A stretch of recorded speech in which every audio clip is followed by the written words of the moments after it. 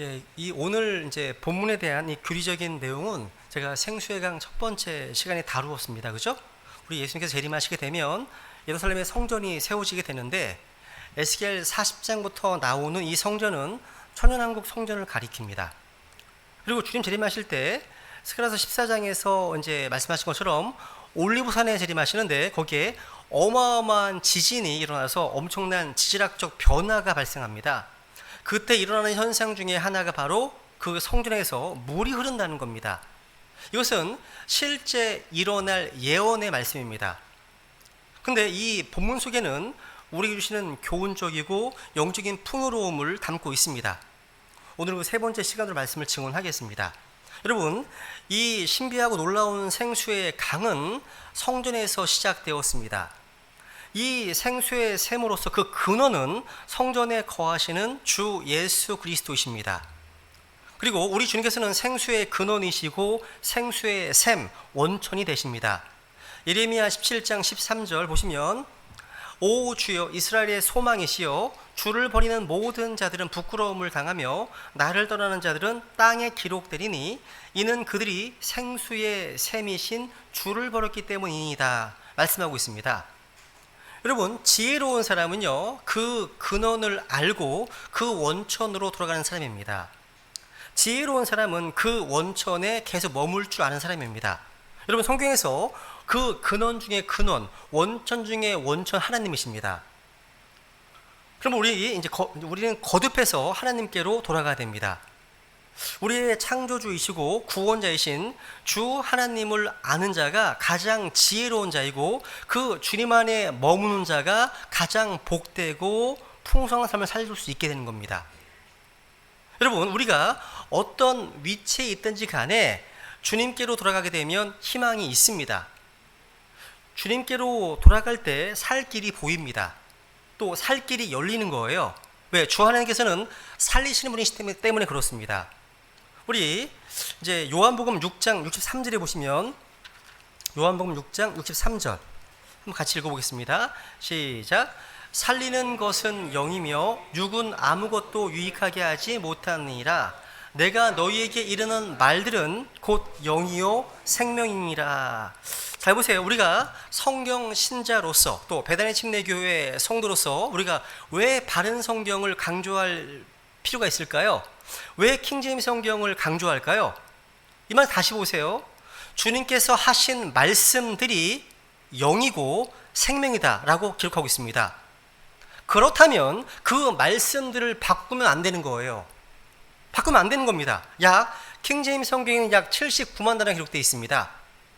여기에 나오는 words, 말들, 이 말씀들은요 어떤 사상이 아닙니다. 어떤 메시지가 아닙니다. 이 말씀들이 어떤 교훈이 아니에요. 이 말씀들이 영이고 생명이기 때문에 하나님의 순수한 말씀, 기록된 말씀이 생명을 살릴 수 있습니다. 어떤 사상이, 어떤 이데올로기가, 어떤 교훈이 사람을 살리는 것이 아닙니다. 우리 주님께서는 디모데 후서 4장 2절에 보시면 명령하시기를 너는 말씀을 선포하라. 말씀을 선포하라 하셨지 어떤 사상을 선포하라고 하시지 않으셨습니다. 여러분, 우리 손에 들려있는 이 말씀들이 영이요 생명입니다. 그러므로 성경에 기록된 한 단어 한 단어가 다 영이요 생명인 겁니다. 그래서 이 성경의 말씀들을 다른 단어들로 바꾸거나 더하거나 삭제하거나 그러면 결코 안 되는 겁니다. 오늘날 유진 피터슨의 메시지 성경과 같이 이런 어떤 말씀들이 그냥 바뀌어도 단어들이 어떤 바뀌어도 내용은 스토리는 바뀌지 않는다고 생각하거나 그리고 또 어휘가 바뀌어도 가르치면 똑같지 뭐 이렇게 생각하는 사람들이 오늘날 무척 많습니다. 같은 성경이잖아, 같은 메시지잖아, 이렇게. 아닙니다. 여러분, 하나님의 말씀들이 바뀌면 영이요 생명이 사라지는 겁니다. 이러면서 우리는 바른 성경이 너무나 중요한 거예요. 중요한 겁니다, 여러분요. 여기 또 보시면 내가 너희는 말들이 영이고 생명이다 말씀하시죠? 생명을 살리는 것은 영입니다. 여러분, 살리는 것은 영이라고 말씀하시잖아요, 그죠? 물질적인 것으로 영원한 생명을 얻을 수 없죠. 육신적인 그 어떤 것도 영적 생명을 주지 못합니다. 살리지 못해요. 왜냐하면 요한복음 3장 6절에 보니까 육에 사는 것은 육이요 성령에서 나는 것은 영이다 말씀하십니다. 오늘날 현대인들은요 물질주의로 가득 차 있습니다. 그래서 눈에 보이지 않는 것은 가치가 없게 여기거나 의미 없는 것으로 여기지만 사실 눈에 보이는 그 어떤 것도 그 사람의 생명을 살리지 못합니다. 그런데 성령님은 살리시는 영이십니다. 영은 생명을 줍니다. 여러분 고린도 후서 3장 6절에 보면 글자는 죽이되 영은 생명을 준다 하십니다. 뭐가요? 영이요. 오늘 본문에서요 이 생명수의 강물이 이르는 곳마다 모든 것이 살아나잖아요. 마찬가지입니다. 하나님의 영이신 성령님께서 이르는 곳은 모든 것이 살아납니다. 또 마지막 아담이신 예수 그리스도 역시 살려주는 영이 되십니다. 그래서 마지막 아담은 살려주는 영이 되셨다 하십니다. 또 하나님의 말씀이 이 성경 역시 영입니다. 왜? 내가 너희 이름 말들이 곧 영이요 생명이라 하셨기 때문입니다. 이렇게 영이신 성령님 또 주님 또 주님의 말씀 이런 것이 우리를 살리는 겁니다. 살리는 거예요. 근데 우리가 여러분 주님께로 돌아가게 되면 우리를 살리시는 이 성령의 생수 또 주님 주시는 생수 또 이 말씀의 생수를 언제나 마실 수가 있습니다. 왜? 그 생수가 하나님께로부터 나오고 있고 이 생수는 마르지 않기 때문입니다. 여러분 세상 모든 물의 근원이 다 말라도 하나님의 생수는 마르는 법이 없습니다. 생수의 샘이신 주 하나님께로부터 흘러나온 이 물이 영원히 흐르기 때문에 그렇습니다. 여러분 오늘 본문에서 흘러나온 그러니까 성령에서 나오는 이 생수는요 영적으로 예수님의 몸에서 흘러나오는 겁니다.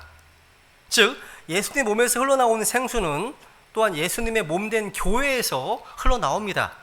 즉 생수가 흘러나오는 것이 예수님께서 자신의 피값 주고 사신 바 된 신약 교회라는 겁니다.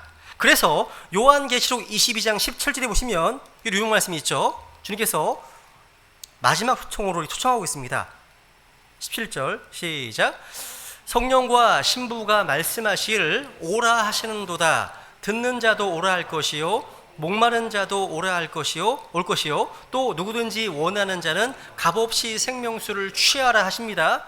여기 지금 누가 오라고 초청하고 있습니까? 성령과 신부가 누구죠? 교회입니다. 교회.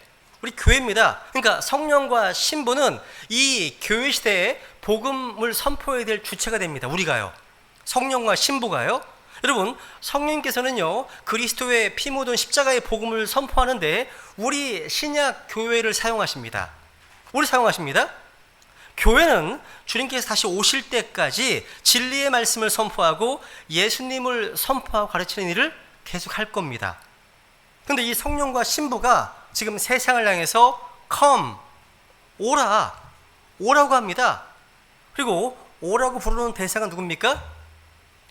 듣는 자도 오라 할 것이요 그 다음에 목마른 자도 올 것이요 또 누구든지 원하는 자는 값없이 생명을 취하라 말씀하십니다.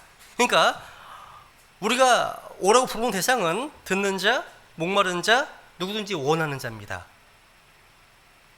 이 말씀은 존 칼빈의 예정론이 거짓임을 보여주는 겁니다. 성경은 창세 전에 예정된 자가 아니라 누구든지 원하는 자는 이렇게 말씀하실 때문에 그렇습니다. 그렇죠? 누구든지 원하기만 하면 그 사람은 구원을 얻습니다. 문제는 뭡니까? 문제? 사람들이 원하지 않는다는 겁니다. 내 남편이 원하지 않는다는 거예요. 내 아내가 원치 않는다는 겁니다. 부모님이 원치 않는다는 겁니다. 그럼 구원받을 수가 없습니다. 근데 원하면 100%입니다. 원하면요.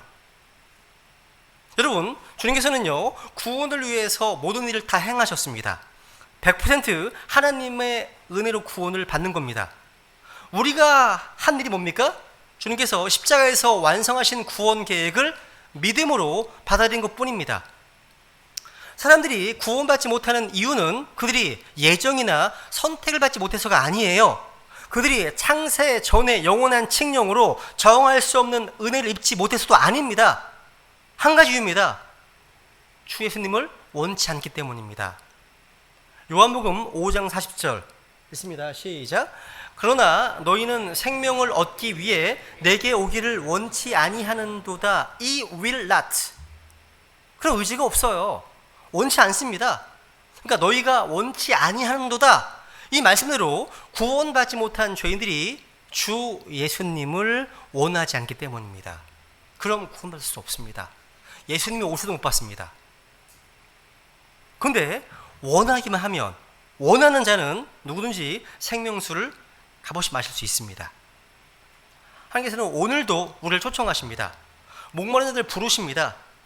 이 생명수를 원하는 자를 지금 초청하신다는 거죠. 여러분, 목이 마르십니까? 생수의 강으로 나와서 값없이 생명수를 받으시면 됩니다. 하나님은 차별하지 않으십니다. 하나님은 차별 없이 이 생명수의 은혜를 베풀어 주십니다. 누구든지 목마른 자는, 누구든지 원하는 자는 마실 수 있습니다. 여러분, 생수의 강을 마시는 사람은 생수의 샘이신 주님을 만나게 되고 주님을 경험하게 됩니다. 성령이 주시는 이 생수를 마시게 되면 성령 열매를 맺게 됩니다. 그래서 하나님을 알고 배우게 됩니다. 먼저 저는 오늘 이 죄전에서 흘러나오는 이 물을 통해서 하나님의 성품을 배우게 됩니다. 한번 정리해 보려고 하는데요. 이 모형적으로 이 물을 통해서요, 하나님의 어떠하심을 배우게 됩니다. 물은 하나님의 성품을 잘 보여줍니다. 에스겔이요, 점점 깊어지고 충만해지는 강에서 나와 본 것은 강 좌우편에 심이 많은 나무였거든요. 여기 오늘 6절 7절에 보시면 이 강가 좌우에 이쪽과 저쪽에 나무가 심이 많았습니다. 근데 11절에 보면 이 나무에 열매가 없어지지 아니하고 달마다 새 열매가 맺히고 있습니다. 12절만 읽어볼까요? 12절만요. 시작. 또 그 강가의 둑 위에는 이쪽과 저쪽에 먹을 것을 맺는 모든 나무가 자라되 그것들의 잎사귀가 시들지 아니하며 열매가 없어지지 아니하리라. 그것이 자기의 달들에 따라 새 열매를 맺으리니 이는 그것들이 자기들의 물들을 성소에서 내었기 때문이라. 그것들의 열매는 먹을 것이 되며 잎사귀는 약이 되리라. 여러분, 나무가 아무리 많아도 열매가 없으면 그 나무 쓸모가 없죠. 땔감 빼고는요. 쓸모가 없잖아요. 그건 마치 골짜기에 있는 마른 뼈들과 다를 바가 없습니다. 여러분, 에스겔이 살던 시대 이스라엘 백성들이 그러했습니다. 생수의 샘이신 하나님을 떠나 있었기 때문에 그들은 병들어 있었습니다. 쓸모없는 나무가 되어 있었던 것이죠. 예수님은 그 열매로 나무를 알라 말씀하셨는데 그들은 열매 없는 나무가 되었습니다. 근데 여러분, 풍성한 열매를 맺으려면 생수의 샘이신 하나님께 뿌리를 내려야 됩니다. 그때 우리는 풍성한 열매를 맺게 되는 거잖아요. 근데 오늘 보세요. 한번 이제 정리해 볼게요. 그래서 먼저 오늘 본문에 나온 이 물이 어디로 흐르고 있는지 주목해 보세요. 물이요? 물은 여러분 분명한 방향을 향해 흐르고 있다는 거예요. 분명한 방향. 그래서 1절 8절에 보시면 came down, 또 go down. 여러분, 물은 한마디로요, 겸손하게 위에서 아래로 흐릅니다. 여러분, 우리가 이 생수의 은혜를 체험하려면 우리는 겸손해야 됩니다. 생수의 강은 아래로 흐르고 있기 때문이죠. 사막으로 또 사해바다를 향해 흐르고 있습니다. 즉 물은요, 우리 주님의 겸손함을 보여줍니다. 항상 위에서 아래로 흐릅니다. 물은요, 낮은 곳을 향하고 낮은 곳을 사랑하고 그걸 향해 흐릅니다. 에스겔 47장 이 8절에 보면요, 말씀하시면 이 물들이 동쪽 지역을 향해 흘러나와 사막으로 내려가서 되어 있죠. 바다로 들어간다고 되어 있습니다. 그러니까 물은 흘러 내려갑니다. 위에서 아래로 흘러 내려갑니다. 그런데 이렇게 위에서 아래로 내려가는 물 같으신 분이 바로 주님이십니다. 빌립보서 2장 5절 이하를 보세요. 한번 같이 읽어볼까요? 시작. 너희 안에 이 생각을 품을지니 그것은 그리스도 예수님 안에도 있던 생각이라. 그분은 하나님의 형체로 계심으로 하나님과 동등함을 강탈로 여기지 아니하셨으나 스스로 무명한 자가 되사 자기 위에 종의 형체를 취하시고 사람들의 모습이 되셨으며 사람의 모양으로 나타나사 자기를 낮추시고 죽기까지 순종하셨으니 곧 십자가의 죽음이라. 너희는 이 생각을 품을지라 되어 있죠? 여러분, 그리스도 예수님만 있었던 생각이 무엇입니까? 그 마인드가 자기를 낮추는 겸손입니다. 물이 위에서 아래로 흐르는 것처럼 예수님은 자기를 낮추셨습니다. 친히 겸손의 본을 보이셨습니다. 친히 종으로서요 섬김의 본을 보이셨습니다. 자기를 낮추는 것이 무엇인지 말이 아닌 행위로, 삶으로 보이셨습니다. 왜 보셨습니까? 주님께서 행하신 것처럼 우리도 행하게 하기 위해서입니다. 그죠? 내가 너에게 행한 것까지 너희도 행하게 하려고 너에게 본보기를 주었다 말씀하십니다. 그러니까 그리스도 안에 있던 마인드, 그 생각, 그것은 우리 속에도 두어야 하는 마인드입니다. 예수님은 하나님이시지만 그 하늘 왕자를 버리시고 이 땅에 내려오셨습니다. 스스로 무명한 자가 되셔서 자기 위에 종의 형체를 취하심으로 사실 낮추셨습니다. 구유에서 태어나셨고 십자가에 죽기까지 순종하심으로 자신을 낮추셨습니다. 여러분, 그런데 여러분, 이런 주님과는 다르게 마귀는 반대예요. 마귀가 낮은 곳을 좋아할까요? 높은 곳을 좋아할까요? 맞습니다. 마귀는 높은 곳을 바라보고 높은 곳을 좋아합니다. 또 우리를 유혹할 때도요, 높은 곳으로 우리를 시험합니다. 마태복음 4장 5절, 8절, 9절에 보시면요, 마귀가 성전 꼭대기에 주님을 세우고 시험합니다. 심히 높은 산으로 올라가 주님을 시험합니다. 그러니까 마귀가 예수님을 유혹한 그 포지션, 그 위치가 다 높은 곳이었어요. 높은 곳이었습니다. 그렇기 때문에 여러분, 높은 곳을 탐하지 마십시오. 탐하지 마세요. 가장 위험한 곳입니다. 교만은 멸망을 초래합니다. 잠언 16장 18절. 여러분, 자신을 낮추면 살지만 스스로를 높이면 망합니다. 거만하면 넘어지게 됩니다. 하나님은 교만한 자를 대적하시지만 겸손한 자에게는 은혜를 베푸십니다. 왜? 물이 아래로 흐르기 때문에. 여러분, 자신을 낮추면 하나님께서 붙잡아 주십니다. 그리고 붙잡아 주실 뿐만 아니라 재물과 명예와 생명을 넘치도록 부어주신다고 성경은 증언합니다. 여기 잠언 16장 18절 읽기 하겠습니다. 시작. 멸망에 앞서 교만이 나가며 넘어짐에 앞서 거만한 영이 있느니라. 주를 두려워하는 것이 지혜의 훈계이니 명예에 앞서 겸손이 있느니라. 잠언 22장 4절. 겸손함과 주를 두려움으로 말미암아 재물과 명예와 생명이 있느니라. 그런데 교만하면 다 잃게 됩니다. 아무리 열심히 세운 것도요, 한순간에 무너지게 됩니다. 여러분, 교만한 사람은요, 자족할 줄 모릅니다.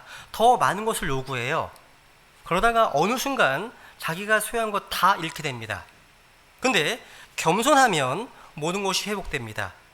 신약에서 두 군데를 볼까요? 한번 야고보서 4장 6절 읽습니다. 시작. 그러나 그분께서 더 많은 은혜를 베푸시나니 그러므로 그분께서 이르시되 하나님은 교만한 자들을 물리치시나 겸손한 자들에게는 은혜를 베푸느니라 하시니라. 10절. 주의 눈앞에서 스스로 겸손하라. 그리하면 그분께서 너희를 높이시리라. 우리 주님께서는요, 우리 베다니 성도님들이 모두가 다 겸손하기를 원하십니다. 그러나 마귀는요, 우리가 교만하기를 원해요. 망해야 되거든요. 이는 마귀의 성품 자체가 교만이기 때문입니다. 그리고 마귀는요, 욥기 41장에 보시면요, 마지막 절에 보시면 마귀는 모든 교만한 자들을 다스리는 왕이기 때문입니다. 그러니까 모든 교만한 자들의 왕이 마귀예요. 마귀입니다. 근데 하나님은요, 교만한 자들을 대적하십니다. 하나님께서 교만한 자를 대적하신다면 그 사람의 앞길은 안 봐도 뻔합니다. 뻔해요.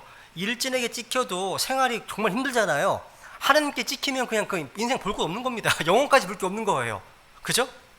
여러분, 하나님은요, 교만을 무척 미워하십니다. 그래서 주를 두려워하는 것은 악을 미워하는 것이 아니라 나는 교만과 거만과 악한 길과 삐뚤어진 입을 미워하느니라. 주님이 미워하십니다. 여러분, 교만은요, 다툼과 분열만을 가져와요. 덕을 세워주지 못해요. 여러분, 성경을 잘 안다고 하고 또 교회 생활도 열심히 한다고 하는데 이 상에서 계속해서 문제를 일으킨 사람이 있습니다. 그런 사람들은 자신이 진짜 겸손한지 교만한지 스스로 체킹해 봐야 되는 겁니다. 우리는 말이 아니라 그 사람의 열매를 보고 판단하게 되어 있기 때문입니다. 베드로전서 5장도 보세요. 베드로전서 5장 5절 6절 시작. 너희 젊은 사람들아, 이와 같이 장로에게 복종하고 참으로 너희가 다 서로에게 복종하며 겸손으로 옷 입으라. 하나님께서 교만한 자는 물리치시고 겸손한 자에게는 은혜를 주시니라. 그러므로 하나님의 강한 손 밑에서 스스로 겸손하라. 여러분, 교회 안에 영적 질서가 있습니다. 그러므로 겸손함 가운데 그 질서와 리더십에 순복종해야 되는 겁니다. 그런데 성도들이 교만해지면 교회가 무질서해집니다. 그리고 교회에 어려움을 가져와요. 그리고 다른 교회 지체들이 괴로워합니다. 그러니까 어떤 지체가 교만하면 그 사람에게 복음을 듣는 죄인들도 괴롭습니다. 왜냐하면 성경에 보면요, 잠언 14장에 보시면 이 교만한 자들 입에서 뭐가 나오냐면 교만의 막대기가 나오기 때문에 그렇습니다. 교만의 막대기. 여러분, 재미난 사실 뭔지 아세요? 교만한 사람은요, 다른 모든 사람 힘들게 해요.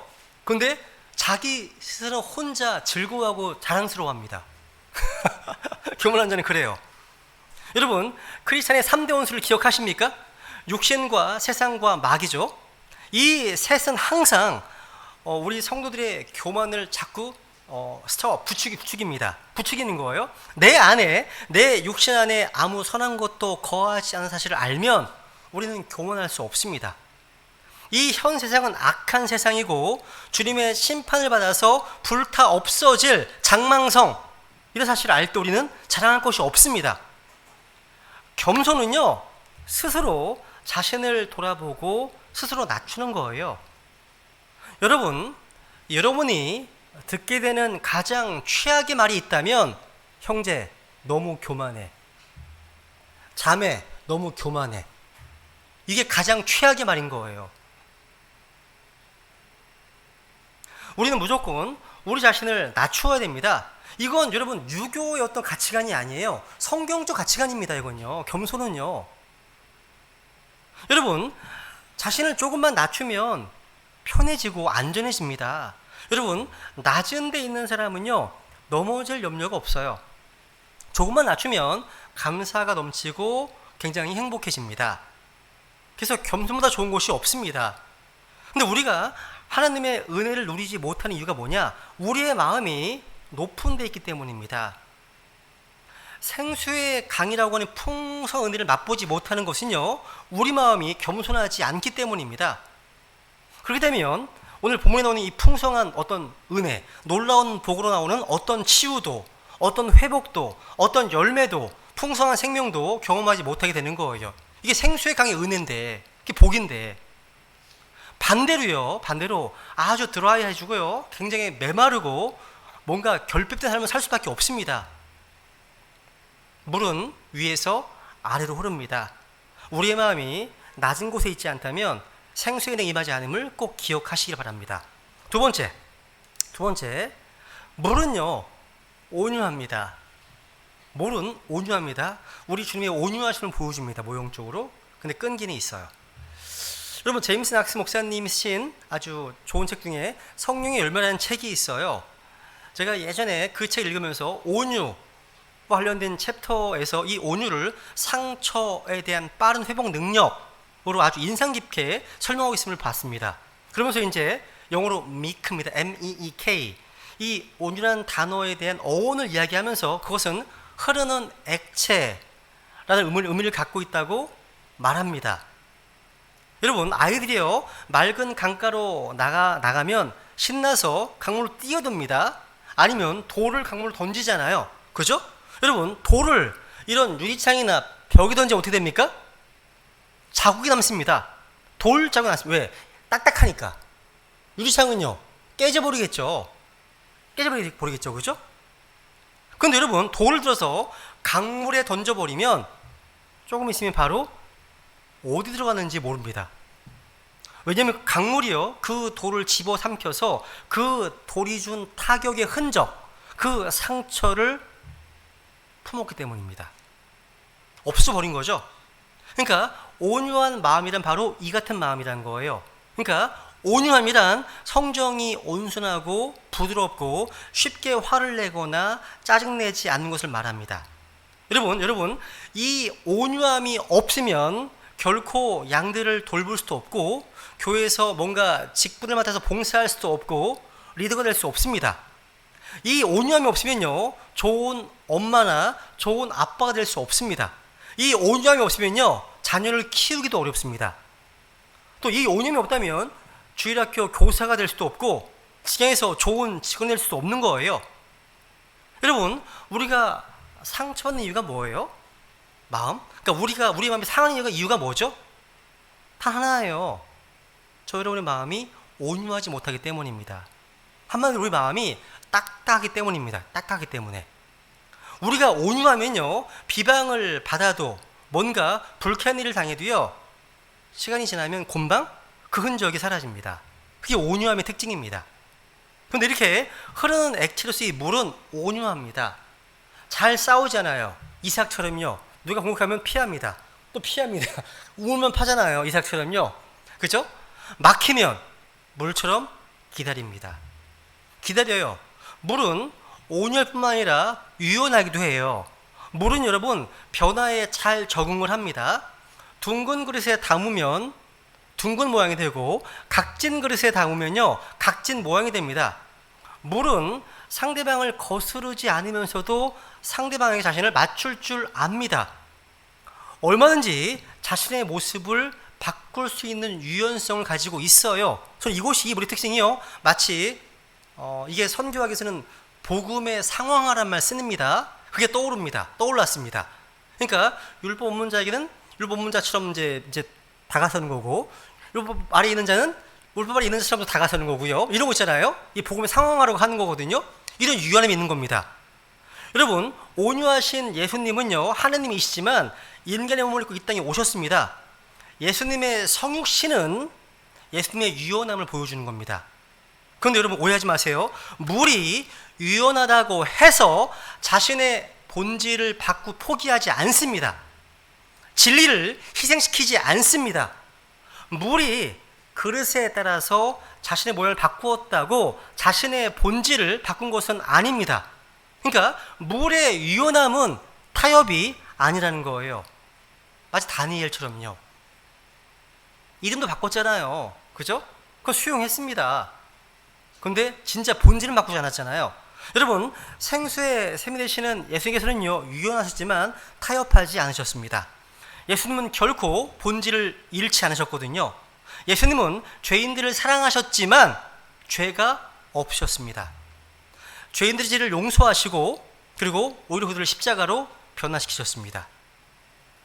여러분, 물과 같은 이런 온유함이요, 약해 보일 수 있어요. 그런데 온유함은 결코 약함이 아닙니다. 약함이 아니에요. 그 속에 강함이 감춰져 있어요. 물이 여러분, 약해 보이지만 그 속에 강함이 담겨 있습니다. 약할 때 임하는 강함을 감추고 있는 거예요. 그리고 이 온유함 속에는요, 끈기가 있어요. 온유한 사람은요, 약해 보이지만 물러서는 법이 없습니다. 물러서는 것처럼 보이지만 거기서 물러서는 것이 아니라 잠시 멈춰 있는 겁니다. 기다리는 겁니다. 잠시 멈추고 앞으로 나아가기 위해서 기다리는 겁니다. 힘을 모으는 거예요. 영적 내공을 쌓는 겁니다. 함께 나아갈 물들을 기다리는 겁니다. 그죠? 여러분, 믿음으로 산다는 것은요, 뒤로 물러서지 않는다는 거예요. 한번 히브리서 10장에 보시면 강물, 그죠? 야, 표현이 안 나죠? 유리창, 그죠? 히브리서 10장 38절. 하나님께서 완수하신 일을 이제 완수하기 위해서 물러서지 않습니다. 10장 38절, 누가복음 9장 62절 같이 읽겠습니다. 시작.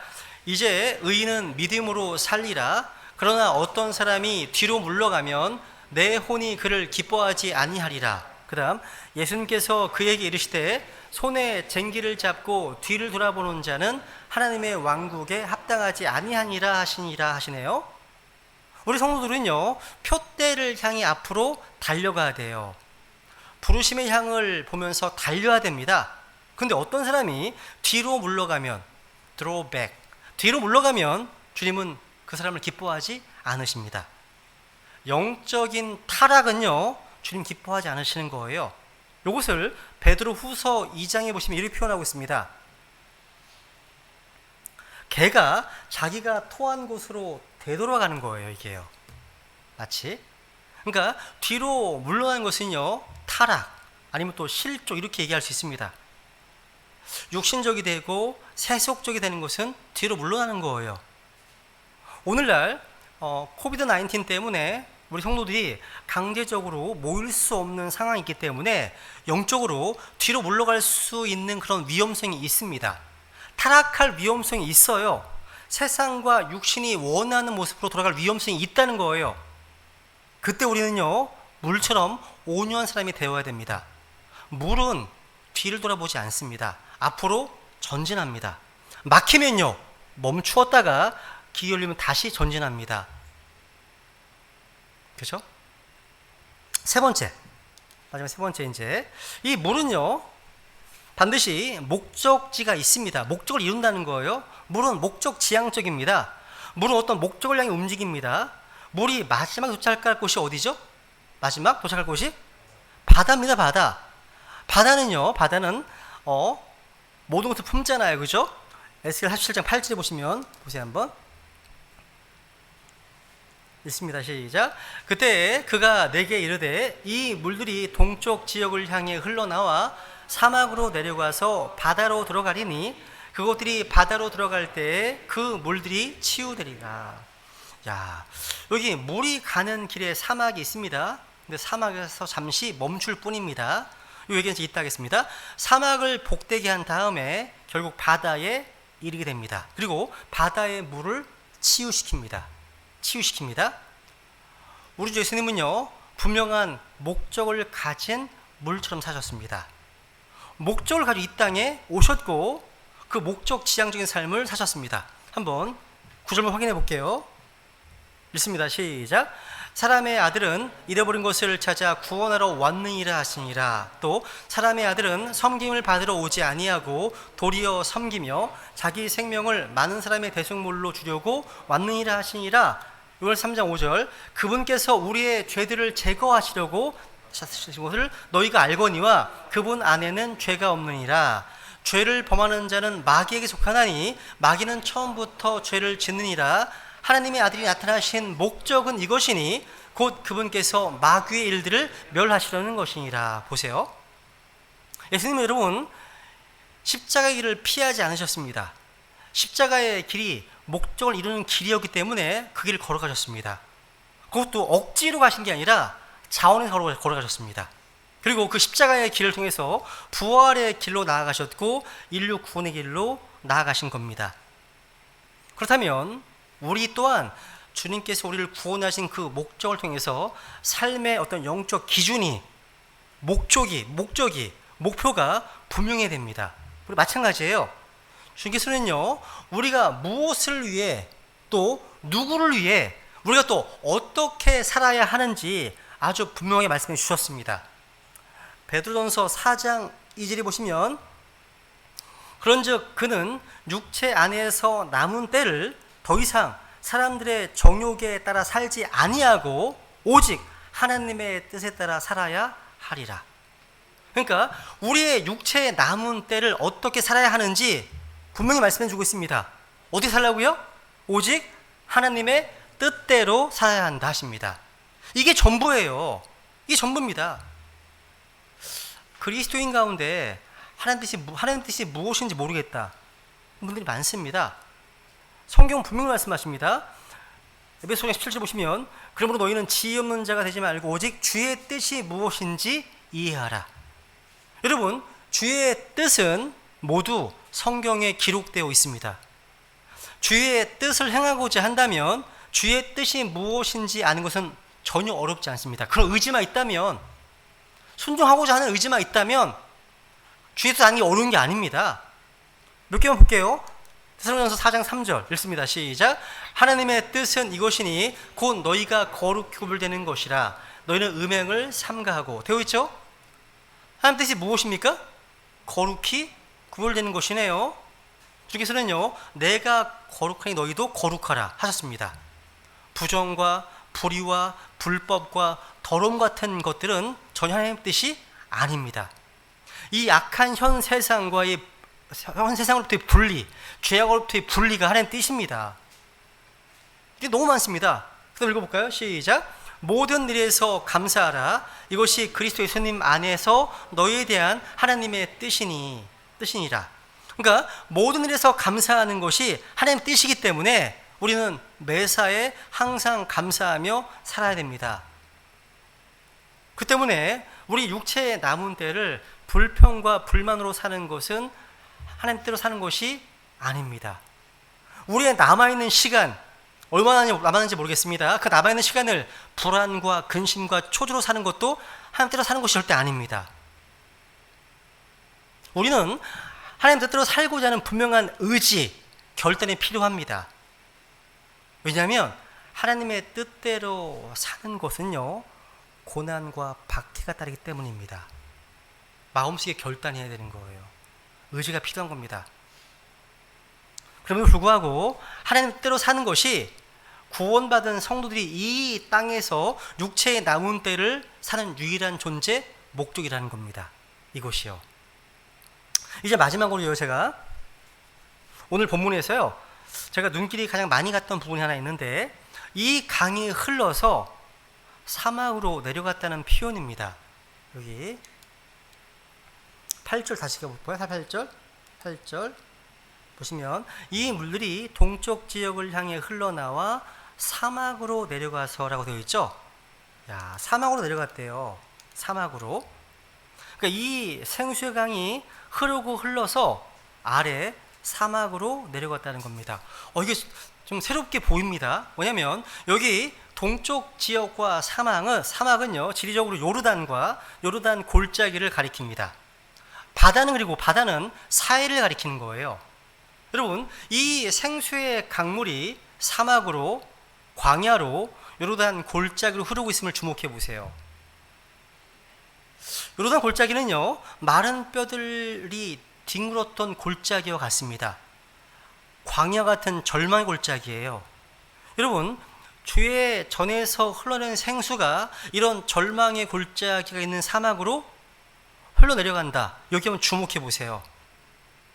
골짜기는 여러분 바닥 중의 바닥입니다. 근데 그곳에 생수의 은혜가 임한다는 겁니다. 되게 은혜가 됐습니다. 즉 사막에서, 골짜기에서 경험하는 바닥의 은혜가 있다는 거죠. 여러분 가운데 지금 광야 같은 환경에 처해 계십니까? 경제적으로, 아니면 가정적으로, 아니면 관계적으로, 남편과 또 아내와 자녀들과 부모님과 이런 관계적으로 절망적인 어떤 바닥의 상황에 처해 계십니까? 그렇다면 주님께서 주시는 생수의 은혜가 그러한 상황에 임한다는 것을 주목해 보시기 바랍니다. 그러니까 어려움과 고난의 강도가 크면 클수록 생수의 은혜가 더 크고 풍성하게 임하게 되어서 넉넉하게 감당하게 할 거라는 것입니다. 우리가 주님 안에 머물고 주님의 말씀대로 향하면 된다는 말입니다. 여러분, 사르밧 과부를 기억하십니까? 엘리야가 사르밧 과부를 만났을 때 그녀의 집에 있던 가루통과 기름병은 바닥을 드러내기 시작했습니다. 엘리야가 이제 빵 한 조각을 만들어 오라고 이제 부탁했을 때 사르밧 과부는 절망의 골짜기의 어떤 선 여인이었죠. 그래서 그 내용이 여기가 이제 요르단 요르단 밸리 하이웨이입니다. 여기가요. 실제 이스라엘 요르단 밸리 하이웨이고 여기 사이바다입니다. 요르단 골짜기입니다. 근데 열왕기상 17장 12절에 보시면 사르밧 과부가 이렇게 얘기합니다. 읽어보세요. 시작. 그녀가 이르되 주 당신의 하나님께서 살아계심을 두고 맹세하옵나니 내게는 납작한 빵이 없고 다만 통에 가루 한 움큼과 병에 기름이 조금 있을 뿐이니이다. 보소서 내가 나뭇가지 2개를 줍고 안으로 들어가 나와 내 아들을 위해 그것을 차려서 우리가 먹고 주기로 하나이다 하며 얘기를 합니다. 그러니까 사르밧 과부의 인생이 지금 딱한 처지가 보이죠. 거의 바닥입니다. 바닥. 그런데 그녀는 그 마지막 가루와 기름으로 하나님의 사람 엘리야를 위해서 빵을 만들었습니다. 완전 바닥에 드러난 겁니다. 그런데 바로 그 순간 하나님의 기적이 임했어요. 이 가루통이 고갈되지 아니하고 기름병이 마르지 않았습니다. 무려 3년 6개월 동안 지속됐습니다. 이런 일이요. 그래서 15절 읽어볼게요. 시작. 그녀가 가서 엘리야의 말대로 하였더니 그녀와 엘리야와 그녀의 집이 여러 날 먹었으나 주께서 엘리야를 통하여 친히 하신 말씀대로 가루통이 고갈되지 아니하고 기름병이 마르지 아니하니라 되어 있네요. 여러분, 바닥이 보인다고 낙심하지 마시라는 겁니다. 무엇보다도 하나님의 말씀대로 행하십시오. 하나님의 말씀에 믿음으로 순종하시라는 겁니다. 그리고 하나님 바라보십시오. 하나님은 바닥에서 기적을 일으키시는 겁니다. 성경은요, 성경에서 흘러나오는 이 물이 광야 같은 사막으로 흘러간다고 말씀하셨습니다. 성경 보니까 하나님께서는요, 이 사막에서 자신의 사람들을 키우고 계심을 보게 됩니다. 일명 이곳을 이제 스쿨 오브 데저트, 사막 학교, 또 광야 학교라고 표현하죠. 가장 사랑하는 사람들을 절망의 광야 속으로 인도하시고 거기서 키우시는 거예요. 하나님의 사람들은 모두가 다 광야의 사람들이었습니다. 예외가 없어요. 모세는 광야에서 40년을 보냈습니다. 그리고 거기서 이집트 공주의 아들에서 이제 하나님의 사람으로 변합니다. 여러분, 사막은요 외로운 곳입니다. 광야는 고독한 곳이에요. 황량하고 쓸쓸한 곳이고 두렵고 떨리는 곳입니다. 아울러 광야는요 우리의 불순물을 제거하는 곳입니다. 광야는요 우리가 고난받고 훈련받는 장소입니다. 더 빚으시기 위해서 아름답게. 근데 분명 여기는요 고통스러운 장소예요. 근데 광야는 복된 곳입니다. 하나님께서 그곳에 생수의 강을 약속하셨기 때문입니다. 이곳에서 상상할 수 없는 물이 솟구쳐 오를 것이라고 말씀하셨기 때문입니다. 이게 얼마나 놀라운 은혜입니까? 이게 얼마나 놀라운 축복입니까? 생수는요 낮은 골짜기에 임합니다. 절망의 사막으로 광야로 흘러갑니다. 하나님께서는요 절망의 골짜기에 물이 터지게 하시고 사막에서 시내가 흐르게 하십니다. 이사야 35장은요 재림 때의 모습인데요, 이걸 영적으로 보시면요 광야에서 물들이 터져 나오고 사막에서 시내가 흐른다고 되어 있습니다.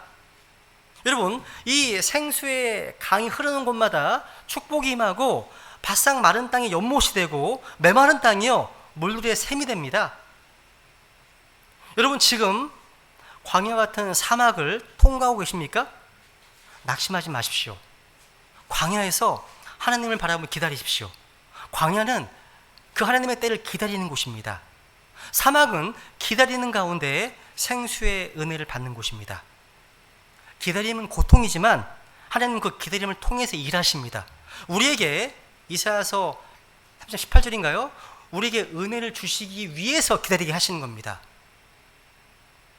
우리 시간 주님 앞에 좀 기도하겠습니다.